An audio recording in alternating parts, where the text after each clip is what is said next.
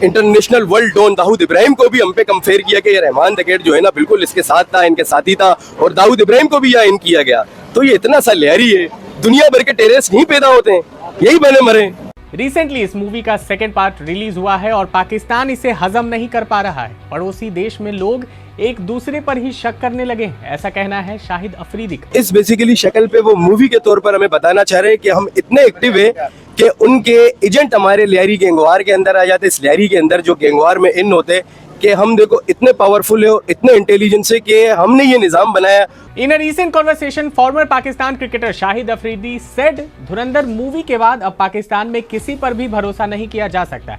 मैं जिससे भी बात करता हूं काफी केयरफुली बात करता हूं क्योंकि ऐसा लगता है कि वो कहीं इंडियन एजेंट ना हो। पाकिस्तान में टेरर थ्रेट है वो इतना सीरियस हो गया है कि इंटरनेशनल प्लेयर्स को पीएसएल छोड़ने की वार्निंग मिल रही है। और दूसरी तरफ आपको पता है कि ग्लोबल टेररिज्म इंडेक्स में पाकिस्तान जो इस वक्त नंबर 1 के ऊपर आ चुका है। आपको क्या लगता है दाऊद इब्राहिम कराची में है? दाऊद इब्राहिम अगर कराची पे होता तो वो भी लिहारी में ही होता क्योंकि लिहारी इतना फेमस जो है वो भी यही होता है। आज 200 रुपए जी पाकिस्तान के अंदर पेट्रोल महंगा कर दिया गया। जरा अपनी औकात अरबियों की नजर में झांक के देखो, 400 अरब डॉलर का पूरा सरमाया फराम किया इंडिया को और तुम्हें दिए 4 अरब डॉलर, कहा कि इस्तेमाल ना करना, सूद भी दो। ये औकात है हमारी। हम जब अरब जाते हैं खुलेआम सुनते हैं हाजा पाकिस्तानी वल्ला कुल्लू, ये हमारे ऊपर बयान दिए जाते हैं। ये हमारी औकात है पाकिस्तानियों की। मजदूरी तुम्हें देते हैं, बैरोक्रेसी सारी इंडियन को देते हैं, उसके बावजूद इश्क नहीं खत्म हो रही। इश्क नहीं। पाकिस्तान को समझने के लिए इनकी न्यूज़ हेडलाइंस को देखने की ज़रूरत ही नहीं है, वैसे भी वो इनकी आर्मी के कंट्रोल में होती है। पाकिस्तान को समझना है तो इनकी पब्लिक की बातों को समझो, रिएक्शंस को समझना ज़रूरी है। और जब एक फिल्म रिलीज होने के बाद लोग एक दूसरे पर शक करने लगें तो कहानी सिनेमा की नहीं समाज की होती है, सोसाइटी की हो जाती है। सोचिए, एक नैरेटिव आता है और उसके बाद एक फॉर्मर क्रिकेटर यानी कि शाहिद अफरीदी तक ये कहने लगता है कि अब हर कन्वर्सेशन केयरफुली करनी पड़ती है क्योंकि सामने वाला एजेंट भी हो सकता है। ऐसे इनकी रूह कांपने लगी अब कि शाहिद अफरीदी जैसा बंदा ये बातें करने लगा है। ये एक्सटर्नल थ्रेट का डर कम इंटरनल ट्रस्ट डेफिसिट का सिम्टम ज्यादा लगता है। फिर दूसरी तरफ इंटरनेशनल प्लेयर्स को सिक्योरिटी वार्निंग्स मिल रही हैं कि एक तरफ आप ग्लोबल स्टेज पे स्पोर्ट्स डिप्लोमेसी की बातें करते हैं और दूसरी तरफ प्लेयर्स को सर्वाइवल कैलकुलेशन करनी पड़ती है। यह कॉन्ट्राडिक्शन नहीं, ये पैटर्न है। बने रहें वीडियो के एंड तक, बड़ा मजा आने वाला है। पाकिस्तान में जो हो रहा है वो नॉर्मल किसी तौर भी नहीं है। एक तरफ पीएसएल को टेरर थ्रेट मिल रहा है और दूसरी तरफ अफगानिस्तान के साथ टेंशन बढ़ रही है और तीसरी तरफ आपको दिखाया जा रहा है कि सब अच्छा है, सब अच्छा है। हर खड़ी चीज को सलूट मारो, हर लेटी चीज के ऊपर चूना फेंको और बोलो सब अच्छा है।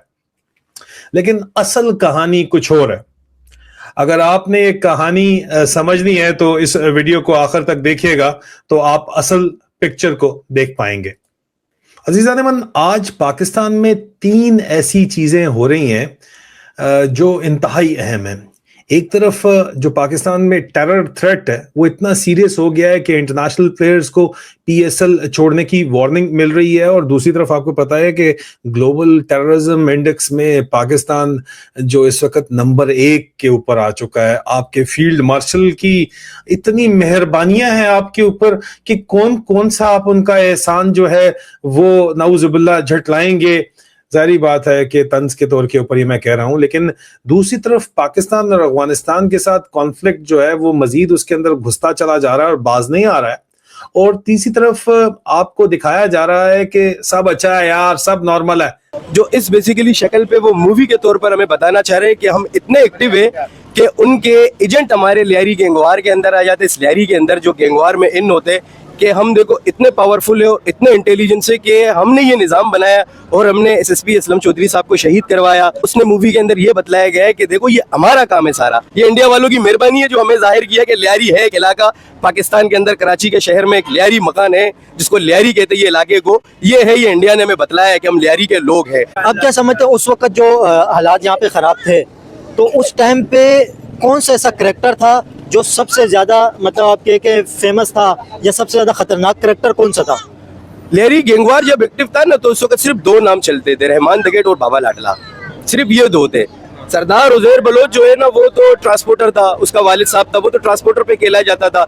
रहमान दगेट की हलाकत के बाद फिर आया उजैर बलोच मंजर आम पे कि ये कहलाया गया कि सरगुना Lyari gang war is the most wanted Lyari criminal Uzair Bloch.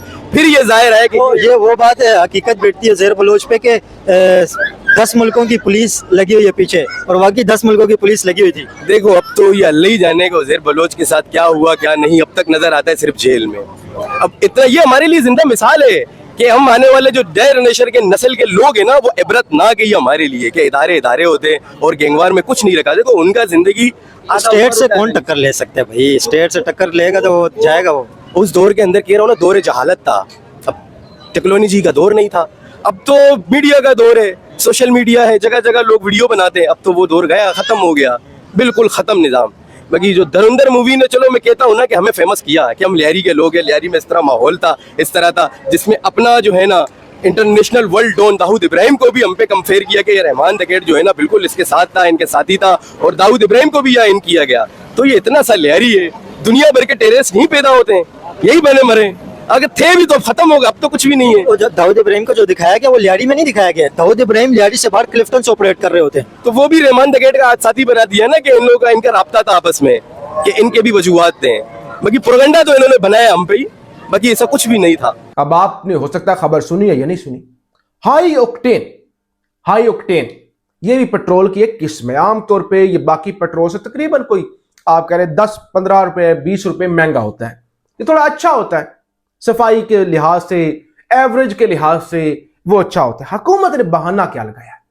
हुकूमत कहती है ये जो हाई ऑक्टेन है ना, यानी फर्ज करें पेट्रोल है 322 का, तो ये होगा 335 रुपए का, 12-14 रुपए महंगा होगा।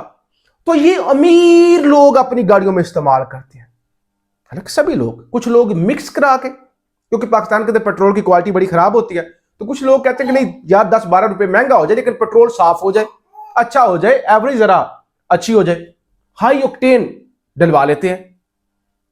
जबकि कुछ लोग डलवाते ही ये है, कुछ मिक्स करके डलवाते हैं। उन्होंने कहा भाई ये अमीरों वाला तेल है। भाई ये अमीरों वाला कौन सा होता है? भाई बुनियादी जरूरत बन चुका है इस मुल्क के अंदर आप पेट्रोल डीजल, कहते भाई अमीरों वाला पेट्रोल है, भाई अमीरों वाला। ठीक है भाई, अब भाई अमीरों वाला जो पेट्रोल है 200 रुपए महंगा कर दिया गया है। 100 रुपए 100 से ऊपर पहले उस पर लेवी है ओवरऑल ही, 200 रुपए मजीद लेवी, यानी वो जो पैसे होंगे ना वो हुकूमत की जेब में जाएंगे। यानी ये नहीं कि मिल महंगा है, लेवी लगा दी गई है, पेट्रोलियम लेवी 200 रुपए। वापिस शुरू करता हूं पाकिस्तान का इकोनॉमिक डिस्कोर्स, जो कि काफी इंटरेस्टिंग है। जब फ्यूल जैसे बेसिक रिसोर्स को लग्जरी नैरेटिव के थ्रू जस्टिफाई किया जाए तो वो पॉलिसी कम और परसेप्शन मैनेजमेंट ज़्यादा लगता है। और फिर एक कांस्टेंट थीम, सब नॉर्मल है। हिस्ट्री में भी हमने देखा है जब सिस्टम रैपिडली नॉर्मलसी असर्ट करते हैं तो अक्सर वो स्टेबिलिटी का प्रूफ नहीं, इंस्टेबिलिटी का रिस्पॉन्स होता है। ब्लेम फ्रेमवर्क्स भी प्रिडिक्टेबल होते हैं। Externalize the problem, internalize the denial, यानी कि सिनेमा को नैरेटिव बना दो, क्रिटिसिज्म को कॉन्स्पायरेसी और रियलिटी को सिलेक्टिव एडिटिंग कर दो। बस ये पाकिस्तान के जो मेजर मीडिया है इसी चीज में लगा रहता है। लेकिन सच तो सिंपल है, किसी भी देश की स्ट्रेंथ उसके स्लोगन से नहीं, उसके सिटीजन्स के बीच ट्रस्ट से मेजर होती है। जहां आम इंसान को आम इंसान पर शक हो, वहां इंटेलिजेंस एजेंसी से पहले सोसाइटी को इंट्रोस्पेक्शन की जरूरत होती है। बाकी नैरेटिव्स तो हर जगह बनते हैं, फर्क सिर्फ इतना होता है कि कहीं उन्हें क्वेश्चन किया जाता है और कहीं उन्हें रिपीट किया जाता है। पाकिस्तान में रिपीट किया जाता है।